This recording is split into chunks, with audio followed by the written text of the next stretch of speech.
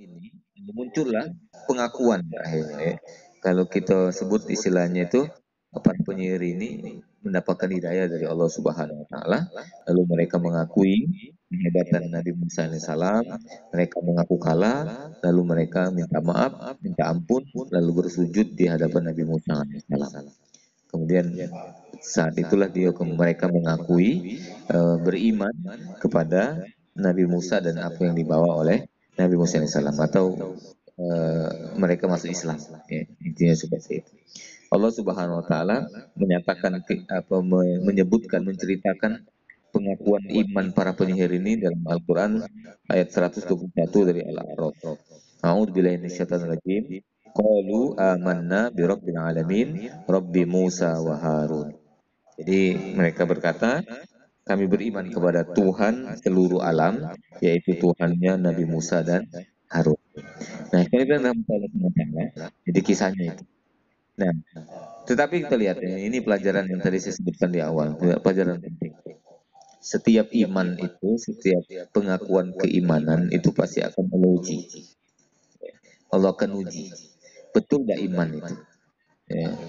Keimanan seseorang itu pasti akan ada ujiannya, akan Allah uji. Kalau melihat seberapa kualitas dari iman, pengakuan seseorang tentang keimanan itu harus apakah betul-betul nian gitu ya, atau cuman bahasa kitanya ejaan ya. Yang ejaan ini kita dengar, kalau kita ketahui dalam pada masa Rasulullah itu kita disebut dengan istilahnya munafik. Ya. Mereka mengatakan beriman, ya. Apa di dalam surah Al-Baqarah, di awal-awal surah Al-Baqarah, di makro yang kedua ya. Allah ceritakan tentang mereka ini. Mereka mengatakan beriman kepada Allah Subhanahu wa taala, tapi hati mereka sebenarnya tidak beriman. Cuman mulut baik mereka mengatakan bahwa mereka itu beriman. Wa minan nasi may yaqulu amanna billahi bil akhir wa ma hum bimumin. Mereka mengatakan bahwa mereka beriman kepada Allah dan pada hari akhir, padahal hati mereka kafir. Sebenarnya mereka tidak beriman kepada Allah Subhanahu wa taala. Nah, demikian juga dengan kita yang lain. Kita juga pasti ya saat ini katakanlah, pada saat ini ujian iman kita. Apakah kita masih semangat beribadah kepada Allah dengan adanya virus COVID-19 ini? Apakah kita ini lalu istilahnya itu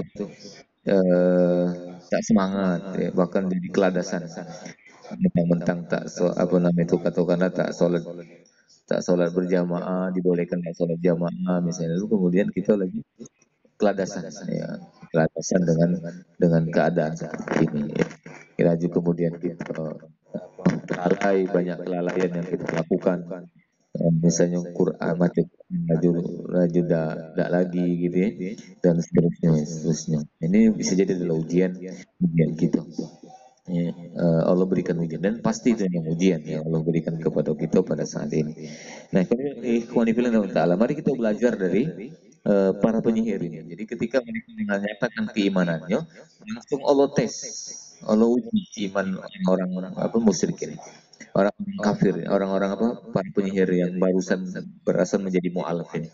Apa ayat berikutnya Allah Subhanahu wa taala menerangkan bahwa Firaun marah.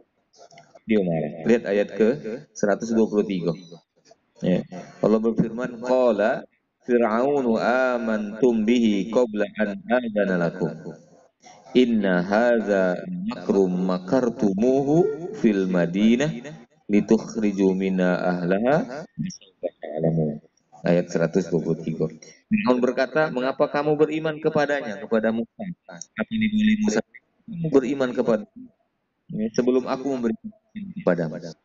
Jadi kasarnya tadi Firaun itu marah kepada para penyihir yang sudah beriman kepada Allah Subhanahu wa taala, yang mengaku kebesaran Allah, mengakui kehebatan Nabi Musa alaihissalam ini. Mereka menyimpang dari keimanan mereka kepada Firaun atau kepada keyakinan mereka sebelumnya kepada keyakinan yang benar, yaitu Islam ini, iman dan Islam.